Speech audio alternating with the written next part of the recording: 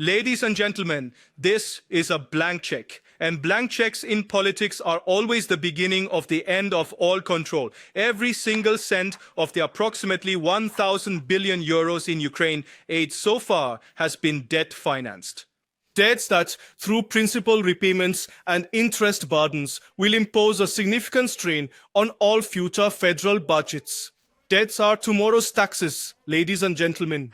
We are gambling away the future of our children for a country that is reaching out its hand for our money and in return apparently blows up Germany's own infrastructure. Ladies and gentlemen, it is shameful that you, the CDU, allow such a thing to happen. It is shameful that you still haven't tried to investigate the Nord Stream explosion to this very day, Mr. Colleague from the CDU.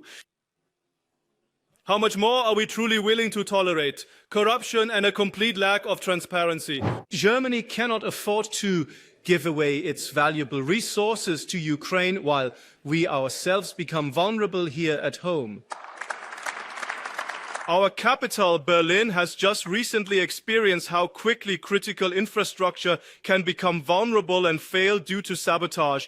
Tens of thousands of households were left in the dark and cold after a left-wing extremist attack.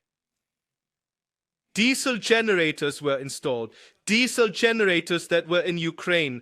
Germany is expected to cover the reconstruction of Ukraine over the next 10 years with sums that are beyond any serious planning. The CDU links this with the phrase, as long as it is necessary. Denn so dienstnes sein.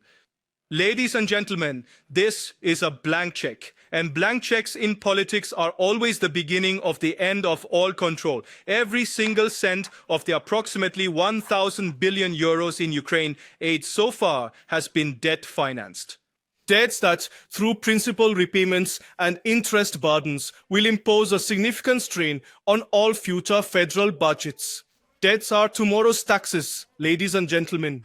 We are gambling away the future of our children for a country that is reaching out its hand for our money and in return apparently blows up Germany's own infrastructure. Ladies and gentlemen, it is shameful that you, the CDU, allow such a thing to happen. It is shameful that you still haven't tried to investigate the Nord Stream explosion to this very day, Mr. Colleague from the CDU. How much more are we truly willing to tolerate? Corruption and a complete lack of transparency. Once again, a corruption scandal is rocking Ukraine, reaching right into its highest circles with significant repercussions for its energy and defense infrastructure. When a nation is engaged in warfare and at the same time billions are siphoned away, this is not only morally unacceptable, but also critically dangerous for national security. Because money, weapons and vital materials don't simply vanish into thin air, they inevitably resurface elsewhere, in dark channels, on black markets and within criminal networks.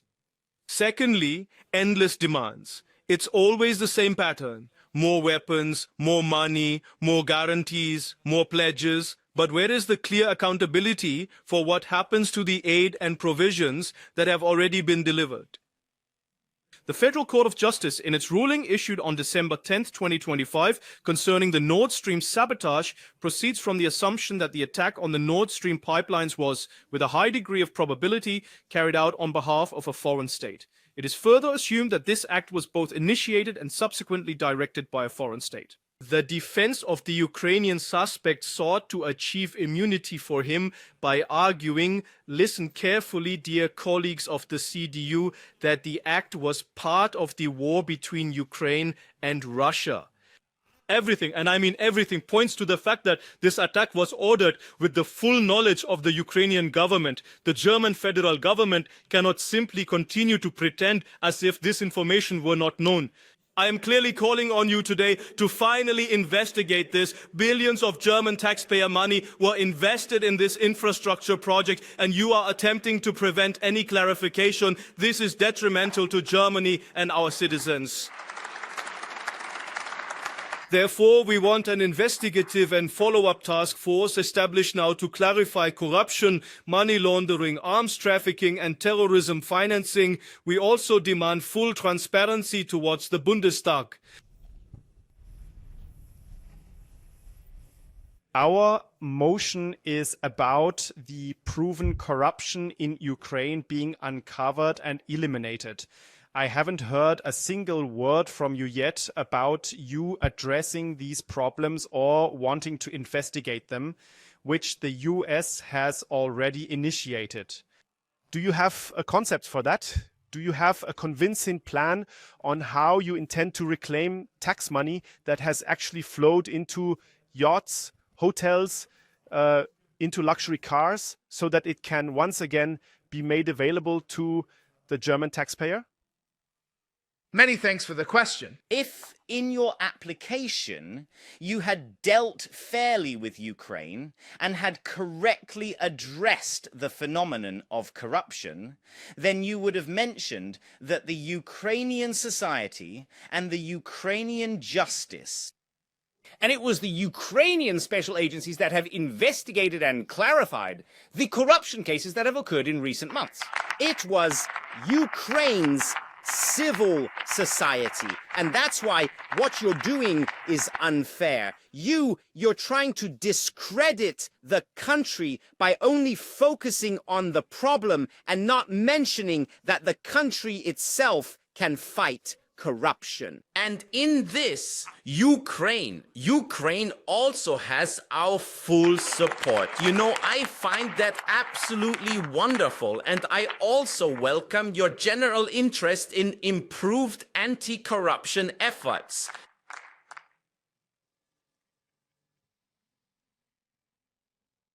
The FD parliamentary group demands rule of law and anti-corruption in Ukraine. Well and good, one might think, of all parties, the FD. But no other German party faces more corruption proceedings than you. Your colleague Byström has his apartment cleaned with taxpayer money. The list is long. The immunity committee has to work overtime to lift immunity regarding the proceedings against you. I must tell you frankly, my dog would turn vegetarian before you'd ever be a rule of law party. The AfD's motion begins with large figures and ends with even greater indignation. What it unfortunately does not contain is a serious analysis. Here, budgetary funds, political pledges, loan guarantees, EU instruments, and long-term reconstruction projections are indiscriminately thrown together as if they were all somehow the same. This is neither sound in terms of budget economics nor financial science. This is agenda setting with billions at stake. This isolated focus on absolute figures without context in Germany's GDP, without comparison to defense spending or other international obligations, is meant to create one thing: the feeling that solidarity is a loss of financial control. But this isn't clarification, it's just stirring up sentiments.